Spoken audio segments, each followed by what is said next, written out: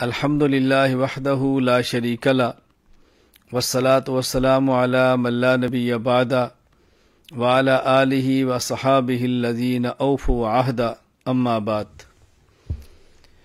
آج رات کو بہت تیز ترین ہوا ترکی خصوصاً استنبول میں چلی ہے، ساتھ بارش بھی برستی رہی اور ہوا کی رفتار 140 کلومیٹر فی گھنٹہ ریکارڈ کی گئی ہے۔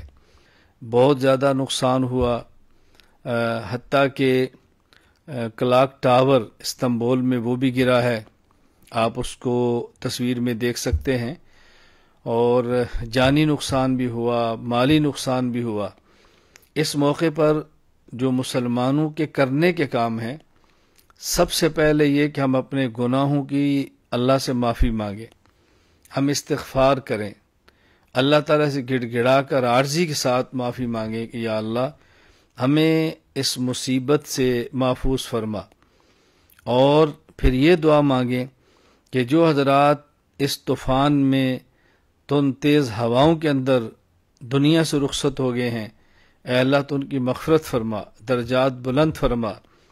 جو زخمی ہوئے ہیں اے اللہ کریم ان کو صحت عطا فرما، اور زخمیوں کے اہل خانہ سے عیادت کرنا، اور جو فوت ہوئے ان کے اہل خانہ سے تعزیت کرنا، جن حضرات کے ان سے تعلق ہوں، جن حضرات کی بساط ہو، جن کے دائرہ اختیار کے اندر ہو، ان کی مالی معاونت کرنا، ان کے غمخواری کرنا، یہ اسلام کا سبق ہے اور شریعت ہمیں یہ بات سمجھاتی ہے۔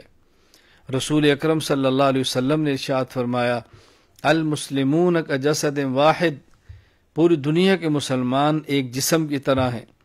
ان اشتکا عین اشتکا کلو و ان اشتکا رأس اشتکا کلو، اگر انسان کی آنکھ میں درد ہو پورا جسم درد محسوس کرتا ہے۔ اللہ اکبر۔